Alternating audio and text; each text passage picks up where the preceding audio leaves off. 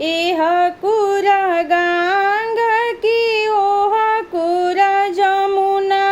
एह कुरा गंगा की ओह कुरा जमुना, बीचे बहेला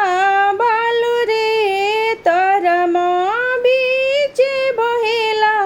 बालू रे तरमा, पानी भरे चलेली बेटी हो गौरा बेटी, पानी भरे चलेली बेटी हो गौरा बेटी,